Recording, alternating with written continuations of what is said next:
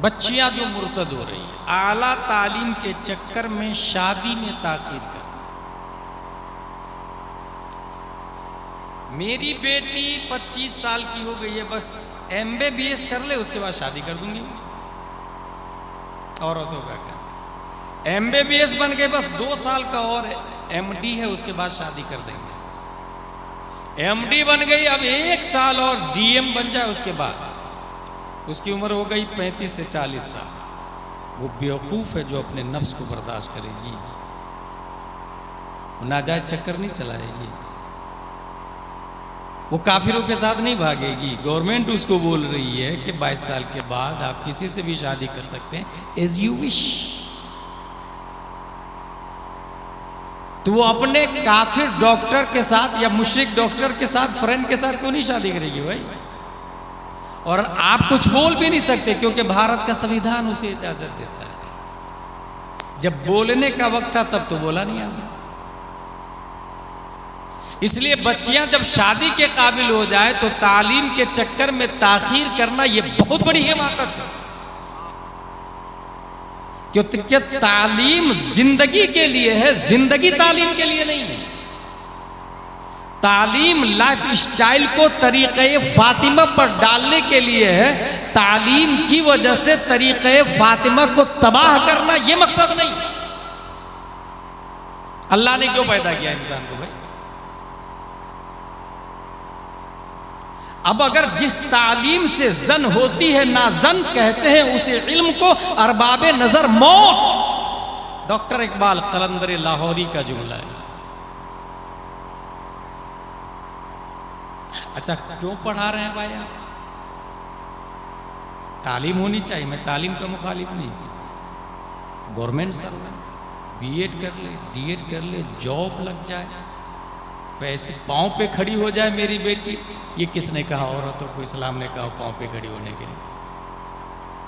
जिस वक्त आप निकाह करते हैं उस वक्त ये कहते हैं 50,786 देनमर सिक्का राइजुल वक्त अलावा नानू नफ़क़ा के। आपने कबूल किया? हाँ मैंने कबूल किया। ये हाँ मैंने कबूल किया जो ही कहा आपने, कुर्ती सलवार जूती मेकअप रोटी चावल कंघी सब कुछ मर्द पे वाजिब। जब सब कुछ मर्द पे वाजिब है तो उसे पाँव पे खड़े करने की तैयारी क्यों?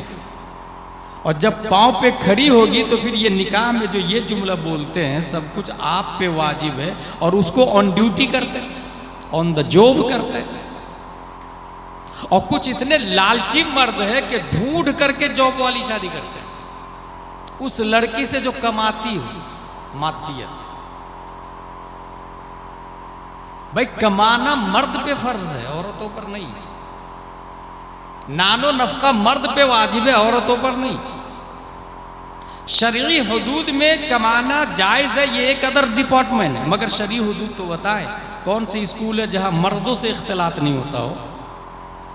कौन सा जॉब है जहां मर्दों से टचिंग ना होती हो? कौन सी ऑफिस है जिसमें मर्दों की एंट्री नहीं होती होगी? गैर महरम के सामने झुक के टेबल साफ करना, इससे अच्छा है अपने घर में बाइज्जत जिंदगी जीना और झाड़ू लगा।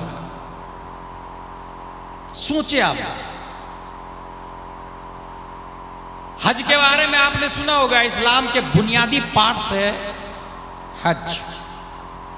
एक औरत करोड़पति हो, हज फर्ज है, मगर अदा करना बगैर महरम के जायज नहीं।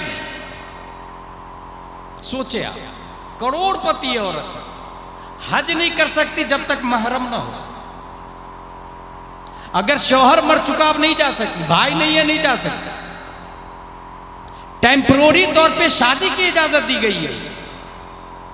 फतावा रज़विया शरीफ में आला हज़रत लिखते हैं कि वो हज करने के लिए शादी करे, टर्म एंड कंडीशन ऐसे डाले कि वापसी में तलाक भी हो जाए, और अगर रहना चाहती है तो शौक से रहे। लेकिन अकेला हज नहीं कर सकती जो फर्ज है।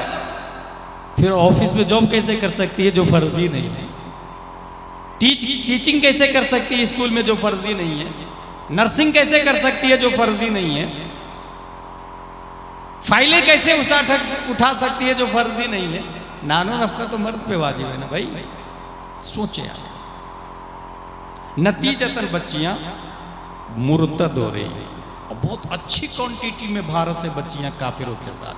किसी की लाश भी नहीं मिल रही, किसी का मर्डर कर दिया जा रहा है, किसी को यूज करके छोड़ दिया जा रहा है और वो खुश है, माँ बाप खुश है। मेरी बेटी ना समझदार है, मेरी बेटी इज्जत का ख्याल रखना जानती है। भाई साहब वो इज्जत की परिभाषा ही नहीं समझ पाई, क्योंकि इज्जत क्या है ये क्रिश्चियन मिशनरी में, कॉन्वेंट में, सेंट पायस में, सेंट जोसेफ में नहीं बताया जाता। इज्जत क्या है ये मदरसा फातिमातुज ज़हरा में बताया जाता है, गुलशन बनात में बताया जाता है, ये जमदा शाही रोनाही अशरफिया अमजदिया जामियातुर रज़ा में बताया जाता है। ये कुरान का सब्जेक्ट है, बुखारी मुस्लिम का सब्जेक्ट है, ये साइंस का सब्जेक्ट नहीं, मैथमेटिक्स का सब्जेक्ट नहीं। इसलिए इंग्लिश मीडियम में पढ़ने वाली चावला बन सकती है, वो स्पेस में जा सकती है, मगर फातिमातुज ज़हरा बनने के लिए मदरसे में जाना हो। That's point. इज्जत की परिभाषा नहीं समझ पाई और नहीं हमने समझा है। कुरान शरीफ की आयत है वलिल्लाहिल इज्जतु वलिरसूलिही वलिलमुमिनीन। अच्छा, हमने कुरान शरीफ को समझा भी है तो कुरान खानी के लिए, साले सवाब के लिए, या बहुत होशियार है तो तरावी के लिए। कुरान का वजूद कुरान खानी के लिए कम, कुरान दानी के लिए ज्यादा हुआ है। इसलिए पढ़ने का जिक्र कुरान में कम आया, समझने का जिक्र ज्यादा है। अफला यतदब्बरून अफला ताक़िलून अफला तशऊरून अफला ततफक्करून।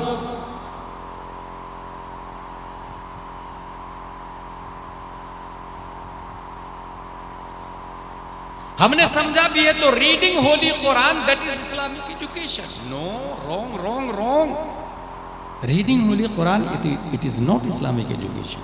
अंडरस्टैंडिंग होली कुरान कुछ हाफिजों ने समझा कि तरावी के लिए, इसलिए मैं हाफिज बनने का मशवरा कम देता हूं, क्योंकि दस्तारबंदी के बाद वो अपने आप को इमाम आजम से कम नहीं समझते। बहस सीधे मुफ्तियों से करते हैं, सीधे मुफ्तियों से बहस करें। एक मुफ्ती साहब समझा रहे थे कि वुजू में 4 फराइज है, चेहरा धोना, हाथ धोना, मसा करना, पाँव धोना, लेकिन किसी ने गुस्ल किया तो वुजू हो गया। हाफिज साहब मानने को तैयार, उसमें 3 फराइज है, इसमें 4 फराइज है, ये अलग से करना पड़ेगा। बहुत समझाया हाफिज साहब, बहुत समझाया। मुफ्ती साहब ने कहा ये बताओ, मैंने आपसे कहा आधी रोटी खाइए, आपने पूरी 1 रोटी खा ली, तो आधी रोटी खवाई कि नहीं खवाई? बोले खवाई। बोले पार्ट्स ऑफ वुजू, चेहरा धोना, हाथ धोना, मसा करना, पाँव धोना। पार्ट्स ऑफ गुस्ल है पूरी बॉडी पे पानी बहाना, तो ये पार्ट्स ऑफ गुस्ल पार्ट्स ऑफ बॉडी में आए कि नहीं आए? बोले हाँ, अब समझ में आया। अच्छा, पब्लिक इतनी जाहिल है कि वो कभी भी कोई दीन का मसला होगा सीधे हाफिज साहब को उठा के फ़ोन लगाना, कारी साहब को उठा के फ़ोन लगाना। बताइए ना, हज़रत अमीर मुआविया और हज़रत अली में हक़ पर कौन थे? हाफिज साहब।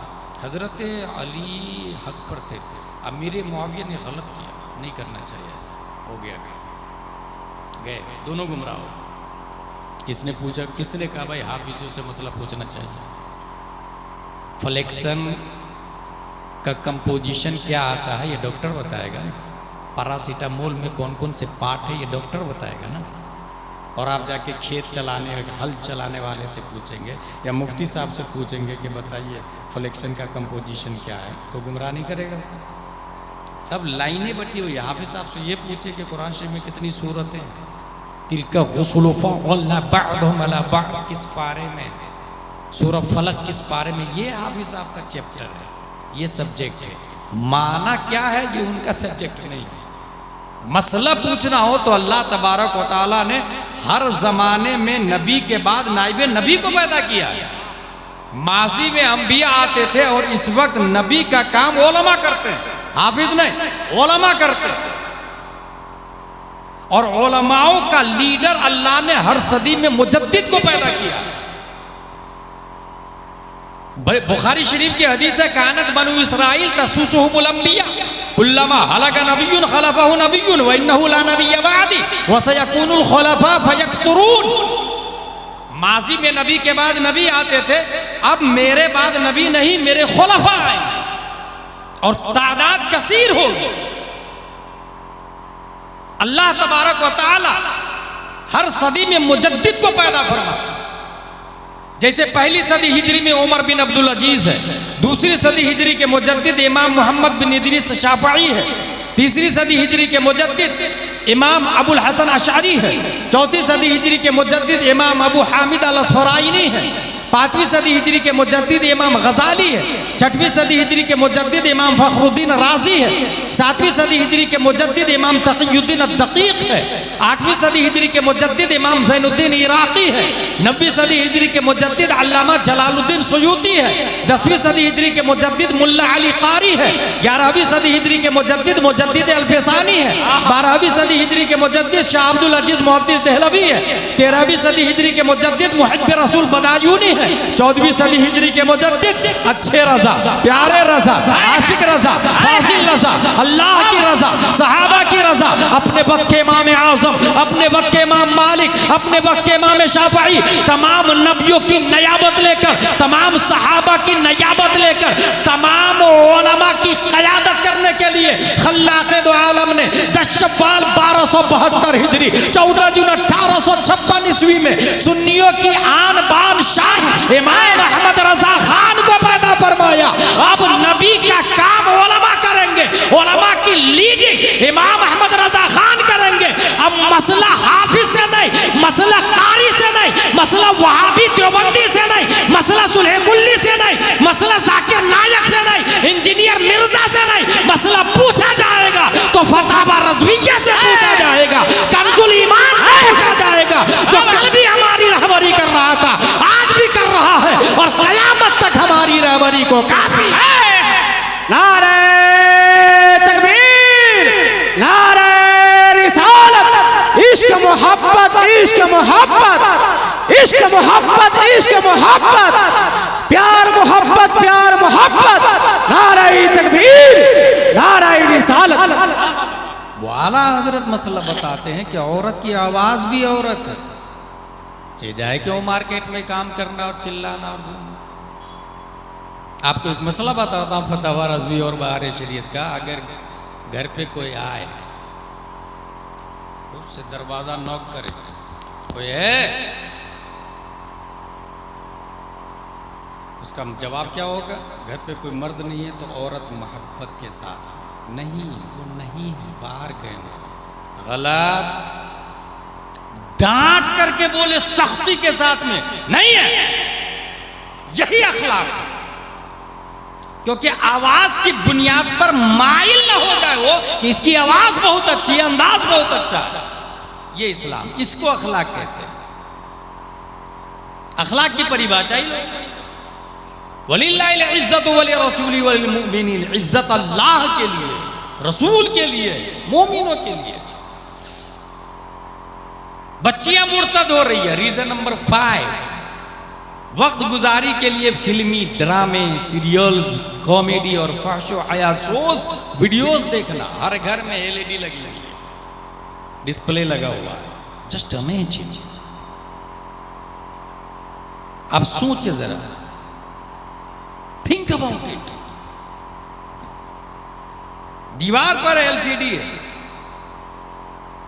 कुर्सी पर बाप बैठा हुआ, माँ बैठी हुई, बाजू में जवान बच्चे बैठे हुए, बच्चियां बैठी हुई। एक भी कोई फिल्म होगी जो बगैर लड़की के, एक भी ड्रामा है जो बगैर लड़की के, जिसमें कम कपड़े न पहने गए, जिसमें GF और BF को न बताया गया। अब आप बताइए, वो कम कपड़ों में लड़की डिस्प्ले पर आ रही है, जवान लड़का है, जवान लड़की है, हया का खात्मा नहीं होगा यहां से?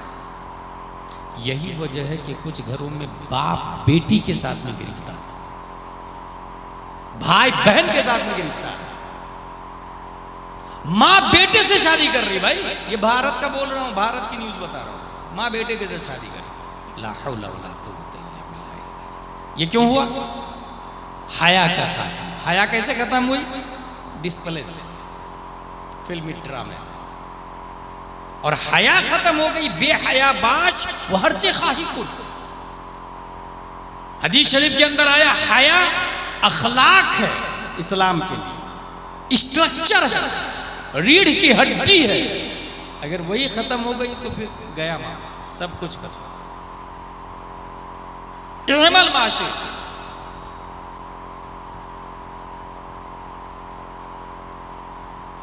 रीजन नंबर 6, मखलूत तालीम। एक भी स्कूल जिसमें लड़कियां अलग हो लड़कों अलग हो, और अगर कुछ स्कूल है भी तो ऊपर जाके सब बराबर। अब आप बताइए, लड़का लड़की आजू बाजू में बैठ के स्कॉलर प्रोफेसर का क्लास अटेंड करना, क्या होगा उसका? कॉलेज में दोनों बालिग हैं। मखलूत तालीम, यही वजह है कि ये जायज़ है। अल मुसिल इलल खता, खता जो रास्ता गुनाह की तरफ ले जाता वो रास्ता ही गुनाह है। आप कहेंगे नहीं, दिल साफ होना चाहिए इंसान का, नजरों से कुछ नहीं होता। गलत, नजरों से होता है। मुझे सिगमंड फ्राइड की बात याद आ रही है। 1856 ईस्वी में पैदा हुआ। कहां पैदा हुआ था ये? ऑस्ट्रेलिया में, नॉट ऑस्ट्रेलिया। वियना यूनिवर्सिटी में पढ़ाई किया। 25 साल पढ़ने के बाद ये बताया, there are 3 kinds of personality, id, ego, super ego. इंसान की बॉडी में 3 सिफतें हैं। The impulsive is the seeking part of the mind that operates on the pleasure principle. It's the oldest and most primitive part of the mind. Ego, the conscious realistic part of the mind that operates on the reality principle.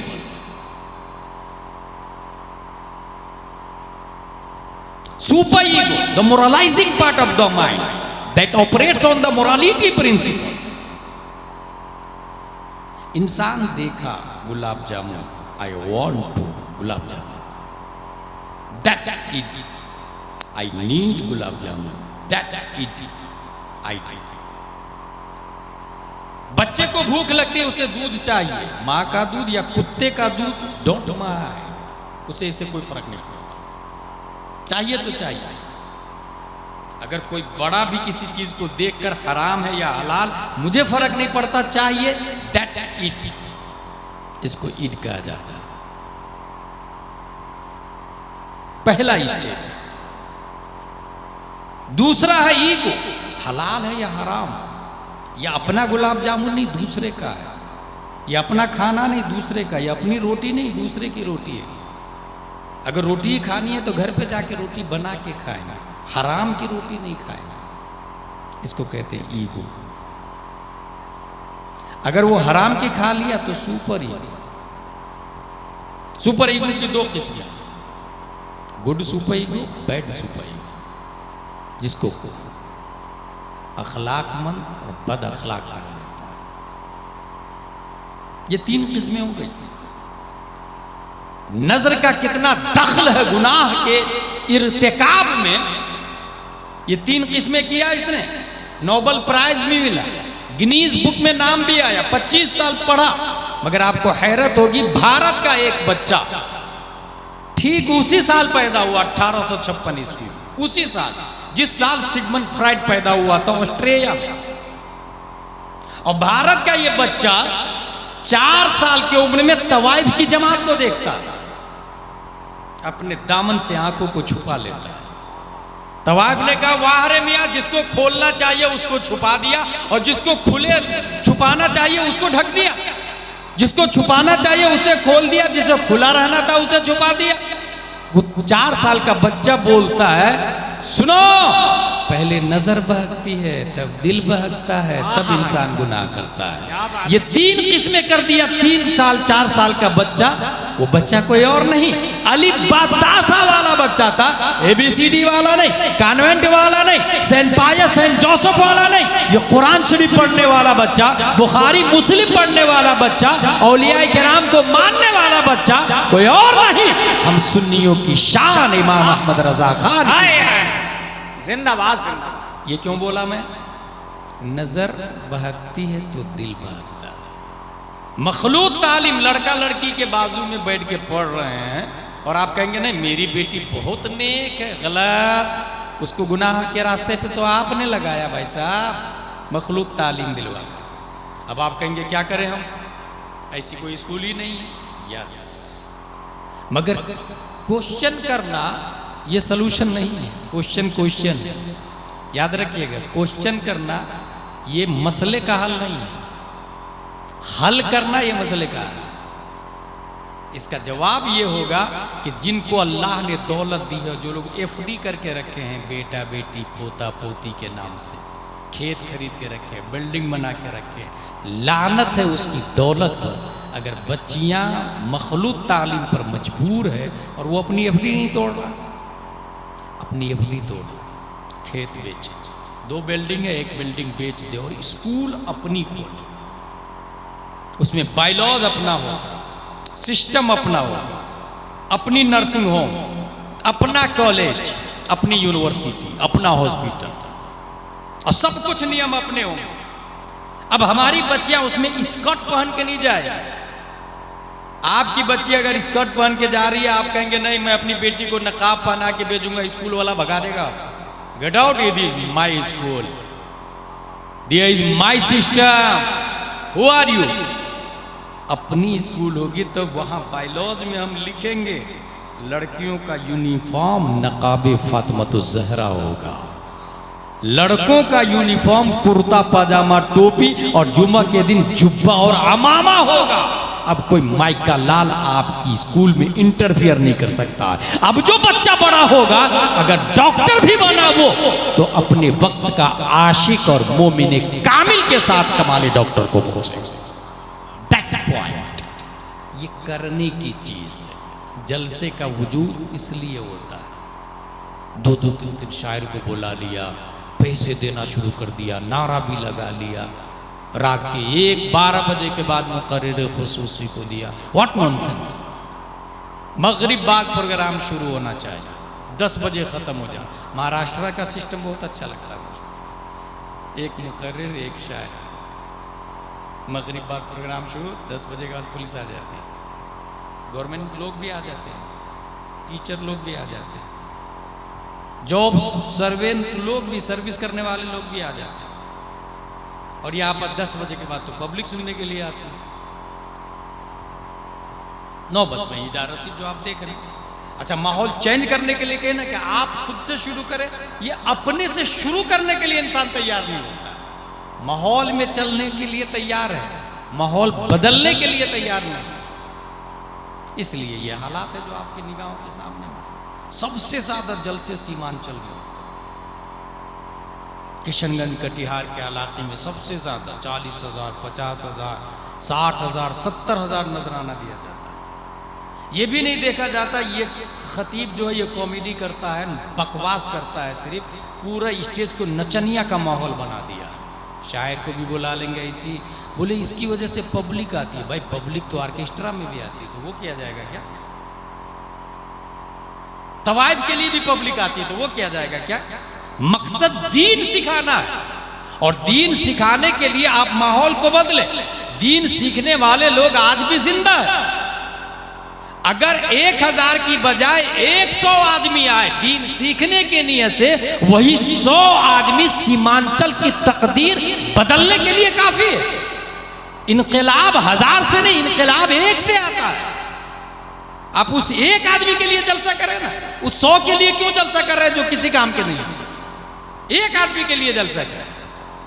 Aurangzeb Ali रहम के बारे में इस तरह की बातें हमारे उस्ताद बताया करते थे कि वो एक दिन मदरसे में गए, सलाम करने जाते थे मजार शरीफ पे, सलाम किए और आवाज नहीं आई तो कब्र ही को तोड़वा देना। मदरसे में गए, देखे सब सो रहे तो सोच लिया इस मदरसे को जलवाई देता हूँ। फिर देखे कि एक तालिब इल्म पढ़ रहा, छोड़ दिया मदरसे। उस एक तालिब इल्म की वजह से पूरा मदरसा बच गया। ये कहने का मकसद क्या है?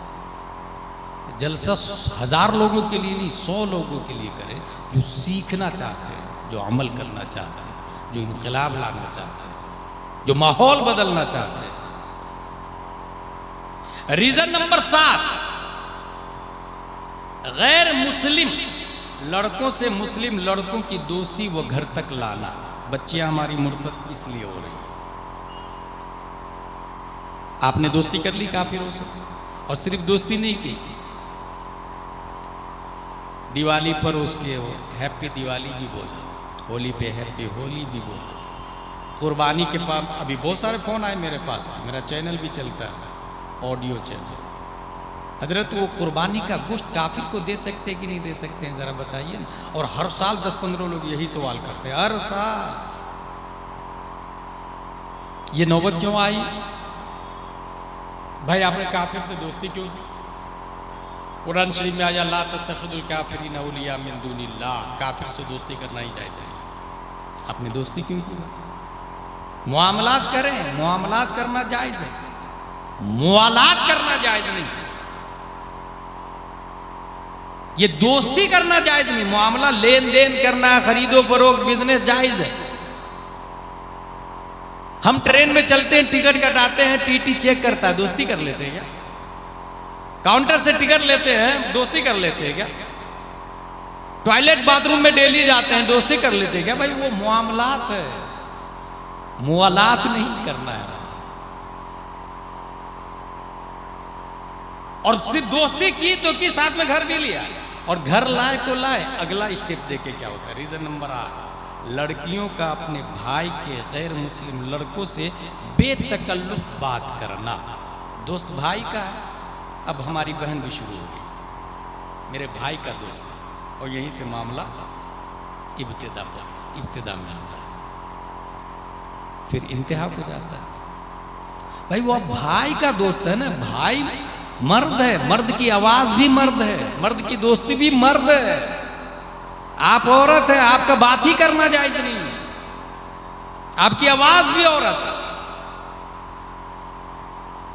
और ये निगरानी आप रखें। अव्वलन को दोस्ती ना आए, सानियन की भी तो बाहर ही रखे, घर के अंदर क्यों ला रहे भाई? फिर घर के अंदर लाएंगे, फिर घर से घर की बच्चियां बाहर जाएगी, फिर आप रोक नहीं पाएंगे। रीजन नंबर 9, वालिदैन का अपने बच्चों की निगरानी न करना। कहाँ जा रही है बच्ची? स्कूल जा रही है, जा रही है कि नहीं जा रही स्कूल? आप सर्च कर। फोन पे किससे बात कर रही? बोले अपनी सहेली से बात कर रही। सहेली है कि सहेला है? चेक करें। क्या आपको नहीं पता कि नंबर किसी भी नाम से सेव किया जा सकता है? लड़की का नाम लड़का दिया जा सकता है, लड़का का नाम लड़की दिया जा सकता है, डीपी पे कुछ भी लगाया जा सकता है। इतने हिडन फाइल्स आ रहे हैं आपको कि पता भी नहीं चलेगा। माँ, वैसे भी बच्चे माँ बाप से ज़्यादा एक्सपर्ट है मोबाइल चलाने में। बाप को एंड्रॉयड फ़ोन का बटन दबाने नहीं आता, और बच्चा पूरा ऐप बनाने को तैयार है।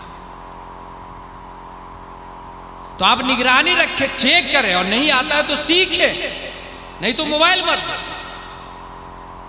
बात करते समय सुने किससे बात कर रहे हैं। खुसूसन रात में सो रही है तो देखे कि सोते समय रियल में सो रही है या चादर ओढ़ के चैटिंग कर रही है। और सिस्टम ऐसा आता है कि कान में हेडफोन होगा, आपकी बहन के कान में हेडफोन होगा, सामने वाला बोलेगा, ये चैटिंग में जवाब देगी और आपको पता भी नहीं चलेगा। और चादर उठाएंगे तो लगेगा सो रही है। और ऐसे भी हेडफोन ऐसा आ गया है कि इतना छोटा होता कान में पता ही नहीं चलता। ये इब्तिदा है। लव मैरिज जितने हो रहे हैं ना, इसमें सबसे ज्यादा मोबाइल का दखल।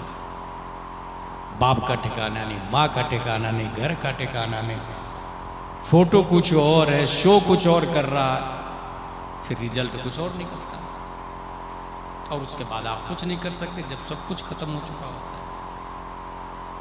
इस वजह से माँ बाप का निगरानी भी रखना जरूरी है कि बच्चियां क्या कर रही हैं।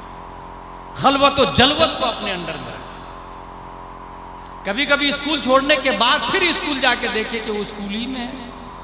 और गर्ल्स हॉस्टल में तो बिल्कुल नहीं होना चाहिए।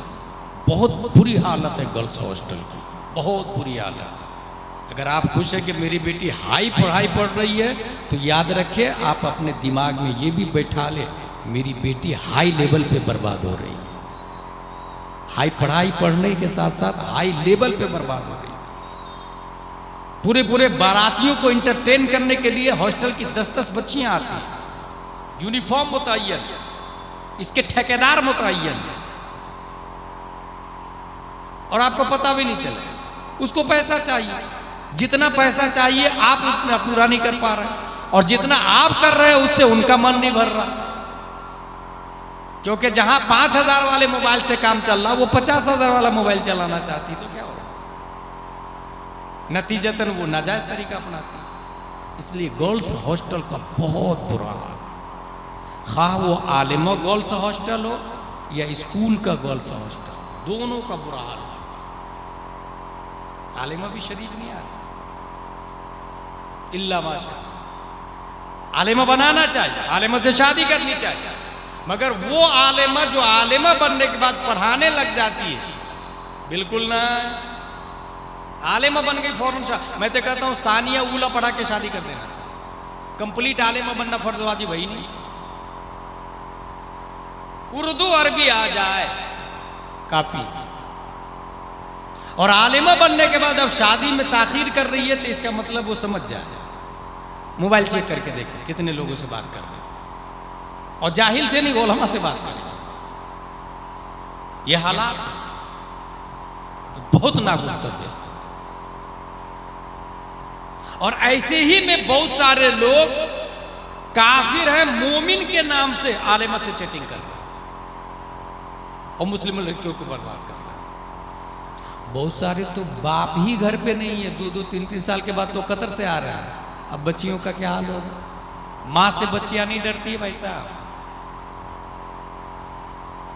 अरब इसी वजह से फुक़हा ने लिखा है कि अगर बाप अरब जाता कमाने या कहीं भी कमाने गया और 4 महीने से ज्यादा ताखीर किया और घर में माहौल बिगड़ा, जिम्मेदार वो शौहर है। इसलिए कतर जाना ही हराम, अमेरिका जाना ही हराम। ये हंसने नहीं समझने वाली बात है। इज्जत के साथ आधी रोटी खाना बेइज्जती के साथ गुलाब जामुन खाने से बेहतर है भाई साहब। आपके यहाँ डिलीवरी बॉय नाजायज संबंध बना के रखा है और आप अरब में पैसा कमा रहे हैं और आपको पता भी नहीं चल रहा। बेवकूफ बनाया जा रहा है। इस वजह से बाहर जाना चाहिए। हजरत उमर फारूक आजम का नियम है। अपनी बेटी से उन्होंने पूछा कि औरत शौहर के बगैर कितने महीने रह सकती है। मैं ये नहीं कह रहा और औरत गलत होती है, मगर रास्ता तो यहीं से खुलता है ना। उमर फारूक आजम ने पूछा औरत कितने महीने शौहर के बगैर रह सकती है। उनकी बहन उम्मुल मोमिनीन हुजूर सल्लल्लाहु अलैहि वसल्लम की ज़ौजा सर को झुकाई और कहा 3 या 4। वहीं से उन्होंने नियम लगाया इस्लामिक दुनिया में 4 महीने से ज्यादा कोई बाहर नहीं रहेगा। अब अगर आप रहते हैं तो लॉ के खिलाफ करते हैं और उसका साइड इफेक्ट जिम्मेदार आप। रीजन नंबर 10, लड़कियों का बगैर किसी महरम के मार्केटिंग करना। इर्तिदाद की 10वीं वजह यह है। कहाँ जा रहे पुस्तक खरीदने? बिल्कुल न, अकेले नहीं जाएंगे, माँ के साथ, भाई के साथ। मैं लाके देता ना, आप घर में बैठे आप लाके। क्योंकि सबसे गंदी जगह को मार्केट कहा गया। रुए जमीन पर सबसे गंदी जगह कौन सी है? बाजार। सबसे गंदी जगह। और सबसे अच्छी जगह मस्जिद को कहा गया। गौर कीजिएगा, सबसे गंदी जगह कौन सी? बाजार। और सबसे अच्छी जगह मस्जिद। सबसे अच्छी जगह मस्जिद में जाने से औरतों को रोक दिया गया है, तो गंदी जगह की इजाजत कहां से मिलेगी? मस्जिद में नमाज पढ़ने से रोक दिया उमर फारूक आजम कि नहीं यहां फितना हो रहा है। नमाज पढ़ने से रोक दिया गया तो मार्केटिंग करना कहां से जायज हो जाएगा भाई? यही समझने की जरूरत है। और जलसे का वजूद इसलिए हुआ, इस्लाह मुआशरा का यही मतलब है, न कि घंटों नात खानी करवा ले आप के आहा मेरा जलसा कामयाब हो गया, बहुत सारे लोग आए थे। नहीं, एक आदमी आया था, सुना और अमल किया, इसको कामयाबी कहते हैं। किसी ने कल बोला कि अजहरी साहब ने अच्छी तकरीर की, कामयाबी जलसे की ये नहीं है, उसने अमल किया ये कामयाबी। जलसे का वजूद अमल के लिए हुआ है, शोबाजी के लिए नहीं, फॉरवर्डिंग के लिए नहीं, शेयरिंग के लिए नहीं हुआ, सेंडिंग के लिए नहीं हुआ, अमल के लिए। सबसे अच्छी जगह जाना जायज नहीं। अच्छा, यहीं से अंदाजा लगाए कि उर्स में जाना कहां से जायज हो जाएगा? अजमेर शरीफ जो औरतें जाती है कहां से जायज हो जाएगा? कलियर शरीफ, देवा शरीफ जो औरतें जाती है कहां से जाना जायज हो जाएगा? एक फिरका अपने इंडिया में निकला, वो कहता है जायज है, बहुत बड़ा गुमराह फिरका है। औरतों का मज़ार शरीफ पे जाना जायज नहीं है, फितने की वजह से। आप अंदाजा लगाए, वलियों की बारगाह मस्जिद में, अल्लाह के घर में जाना जायज नहीं। बाजार में कैसे आप भेज रहे हैं, कैसे आपकी गैरत गवारा कर रहे हैं? ये कौन सुनेगा? ये किससे उम्मीद करेंगे इस पर अमल करने? कौन अपनी बहन पे रोक लगाएगा? कौन अपनी माँ पे रोक लगाएगा? कौन बोलेगा बहन जाना जायज नहीं है? कौन फाइट करेगा? अच्छा, बगैर फाइट के, बगैर बोले आप सोचे कि नहीं खुद से माहौल सही हो जाए, ये तो बहुत बड़ी गलतफहमी है भाई साहब। ये जमीन है यहाँ पर और मैं यहाँ खड़ा होकर तमन्ना करूँ, ऐ अल्लाह ताला इस जमीन से ग्रेप्स दे दे। अगर जिंदगी भर दुआ कर रहा है तो बेवकूफ है वो। जमीन को फाड़े, घास को हटाए, ग्रेप्स का दाना, बीज बोए, फिर मिट्टी ऊपर से डाले, फिर पानी डाले, फिर इंतजार करे, फिर बकरियों से बचाए, जानवरों से बचाए, फिर तमन्ना करे ऐ अल्लाह ताला ग्रेप्स दे दे। बच्ची को खुद ही मार्केट भेज रहे हैं, बच्ची तैयार होके जा रही है, आप एक लफ्ज बोलने को तैयार नहीं और दिल से तमन्ना कर रहे हैं ऐ अल्लाह ताला मेरी बहन को नेक बनने की तौफीक दे दे, मार्केट जा रही है, नेक बनने की तौफीक दे। What nonsense, what bullshit. भाई रोके उनको, हाथ पकड़ के एक झापड़ मारे उनको और कहे ये इस्लाम में जायज नहीं है। फिर तमन्ना करे, सजदे में जाके दुआ करे ऐ अल्लाह मेरी बेटी को कनीज़े फातिमा ज़हरा बना दे, मेरी बहन को फातिमा ज़हरा की खादिमा बना दे। अब दुआ कबूल होगी। रीजन नंबर 11, मेकअप करके बाहर निकलना। औरतों को मेकअप करना जायज है, only for husband, not for other person.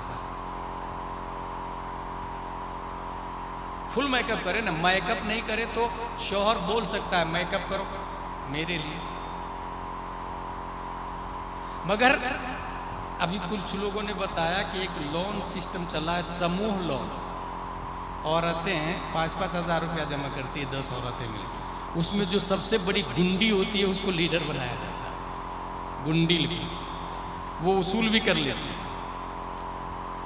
उसकी खबर आई है कि शौहर बोल रहा था कि मेरी बीवी मेरे लिए तैयार नहीं होती, मगर जब पैसे देने की बारी आती, सर आते हैं तो उसके लिए तैयार होके जाती है। सोचो, जिम्मेदार हम हैं।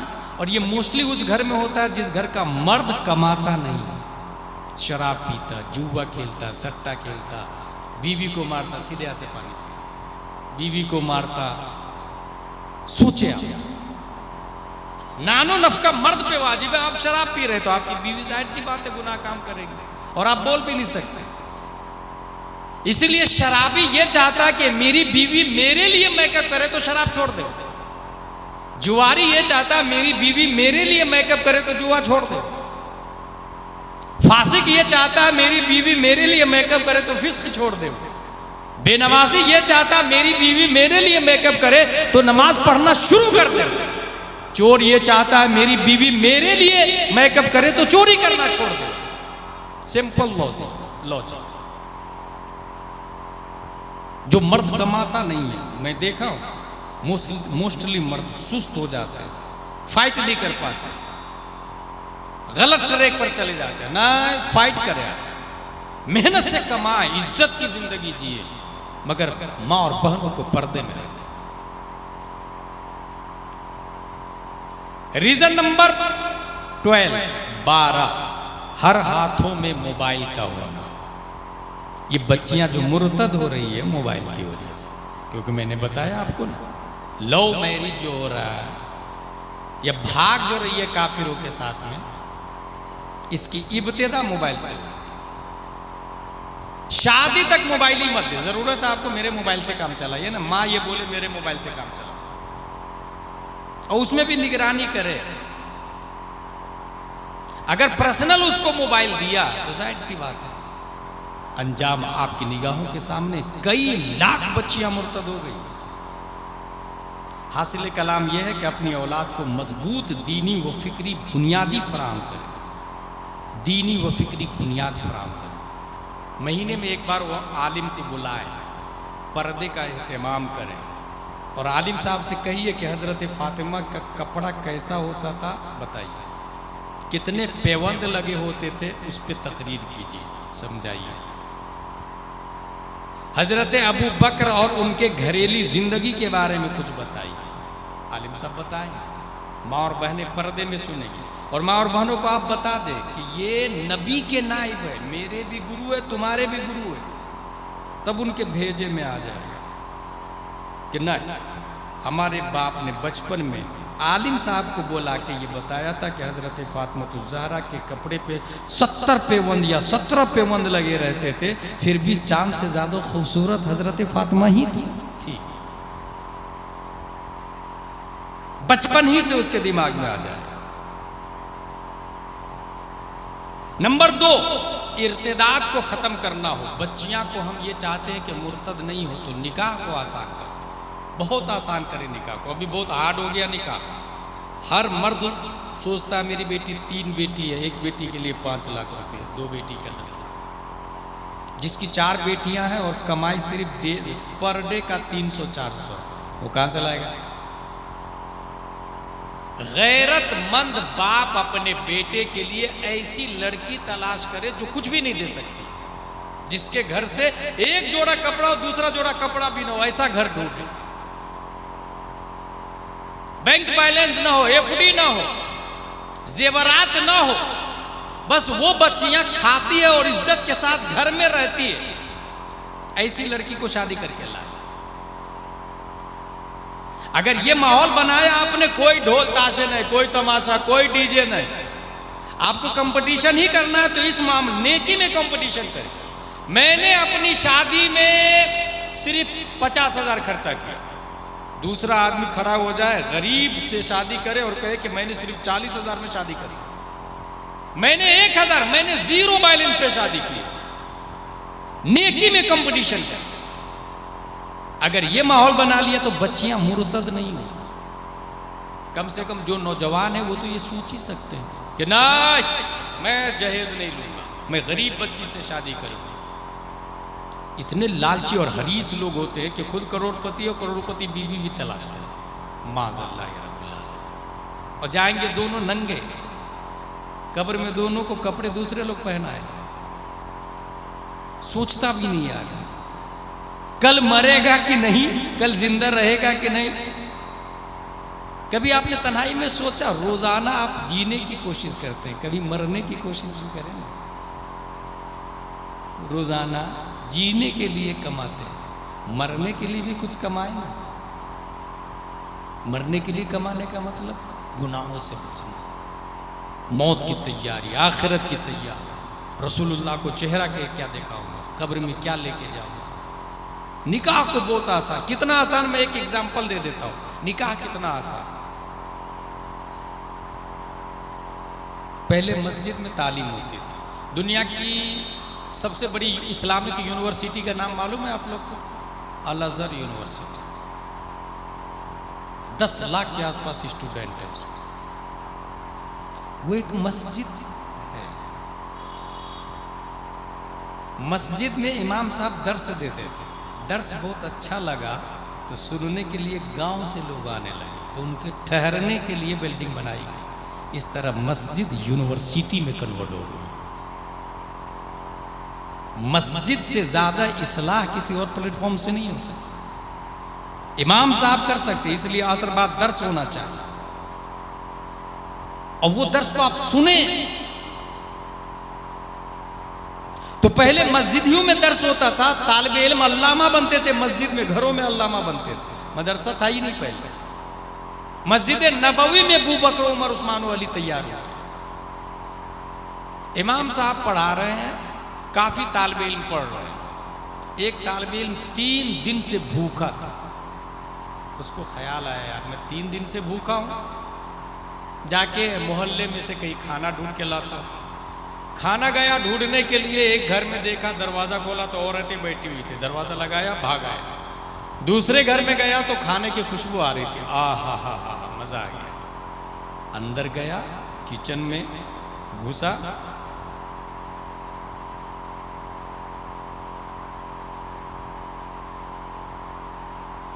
क्या बोला,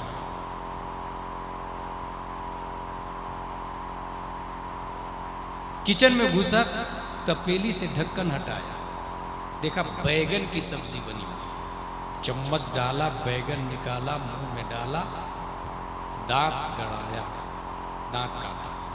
फिर ख्याल आया यार ये तो हराम है, हराम बैगन में खा रहा हूं, मेहमान रसूलों के। गड़ा हुआ दांत निकाला, वापस रखा बैगन को, जाके फिर पढ़ने लगा रोते रोते। 3 दिन से भूखा है, देखिए, मगर हराम नहीं खाया। कुछ देर के बाद एक शख्स आया अपनी भतीजी को लेके, इमाम साहब ये मेरी भतीजी है, आप अपने तालिबे इल्मों में से किसी के साथ निकाह कर दीजिए।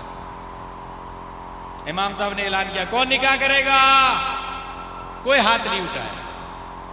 एक तालिबे इल्म की तरफ इशारा किया, तुम इससे निकाह कर।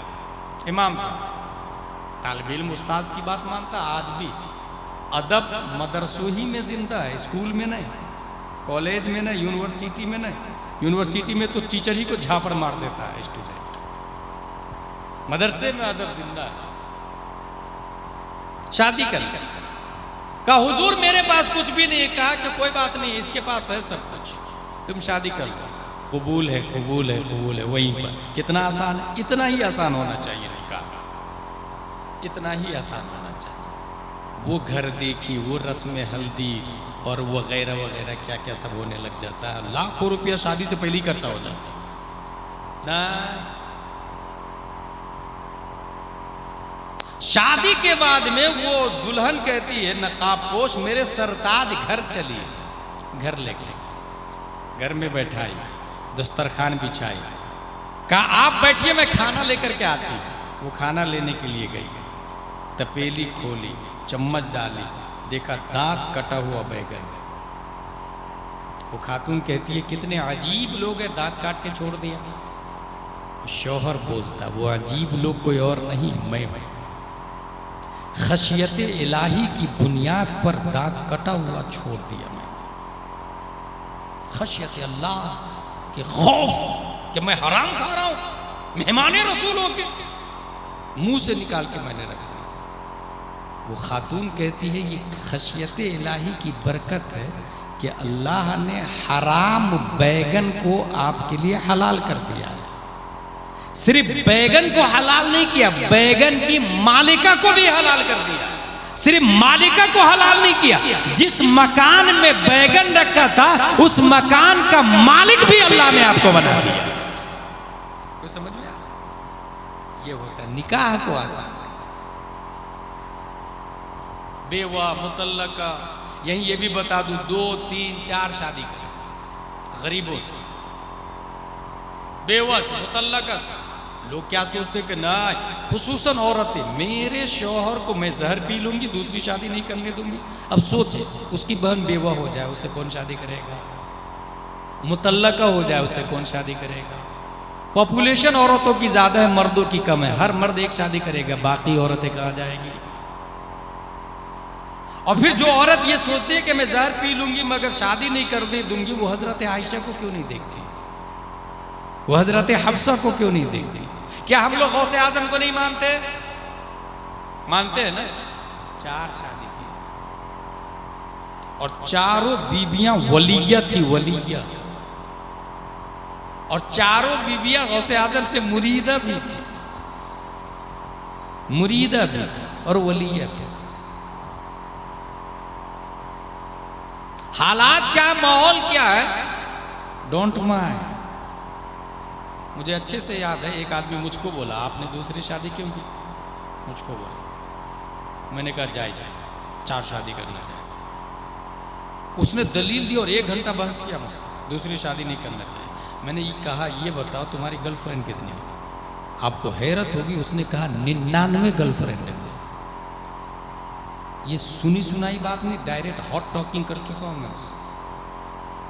99 गर्लफ्रेंड। मैंने उससे कहा एक भी गर्लफ्रेंड बनाना हराम है, मगर 4 शादी करना जायज है। हम औरतों को रखेल बना के नहीं रखते, घर की रानी बना करके रखते हैं, इज्जत देते हैं, वरासत देते हैं। अगर जीएफ मर जाए तो वरासत में कोई हिस्सा नहीं है, मगर बीवी मर जाए तो वरासत में हिस्सा है। शौहर मर जाए तो बीवी का हिस्सा होगा। इज्जत इस्लाम में है, वलिल्लाहिल इज्जत वलिर रसूली वलिल मोमिनीन। एक नहीं 4 हो, मगर घर की बीवी हो। अल्लाह तबारक व तआला चारों को इज्जत देता है। उससे जो बच्चा होगा उसी बाप का ओरिजिनल औलाद माना जाएगा, वारिस में हिस्सा भी होगा उसका। मगर रखेल के साथ में जो बच्चे होंगे कोई हिस्सा नहीं दिया जाता है। जीएफ के साथ में बच्चे पैदा हो रहे हैं, कोई हिस्सा नहीं दिया जाता। और इस मौजू पर मैं दुनिया के हर वकील से बहस करने को तैयार हूं कि इससे ज्यादा बेहतरी दुनिया में किसी और चीज में नहीं है। इससे ज्यादा शान शौकत इज्जत एटीट्यूड किसी और चीज में। बल्कि मैं एक मिसाल दे दूं आपको, तारीख बता दूं, सेकेंड वर्ल्ड वॉर के बाद में बाज़ाब्ता जर्मन में मीटिंग हुई थी और यह कानून पास हुआ था कि हर मर्द 2 शादी करे, क्योंकि करोड़ों लोग मारे गए थे, उनकी बीवी बेवा हो चुकी थी। कौन खिलाएगा? यह नियम पास हुआ था। आज भी अगर ऐसी जरूरत हो तो करनी चाहिए। मैं ये नहीं कह रहा फर्ज वाजिब है, मैं ये कह रहा हूं कि अगर ऐसी जरूरत हो तो करना चाहिए। निकाह को आसान है। नंबर 3, इस मौजू पर उलमा साइंसी, मंतिकी और दोस्ताना अंदाज में मुकालमा करें। हमने तो ये कह दिया कि ये हराम, ये हराम, ये हराम, मगर ये हराम कहने ही से काम नहीं चलेगा। हमारे अइम्मा हजरात इसमें कोऑपरेट करेंगे लोगों से। चाय की दुकान पर भी बात होती है, चाय की दुकान ही पर बात होगी, लॉजिकली बात करें।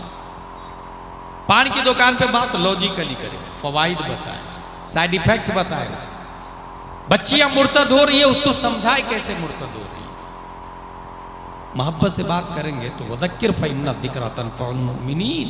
आप बातें बताएं, मोमिनों को यादें फायदा दिलाती हैं।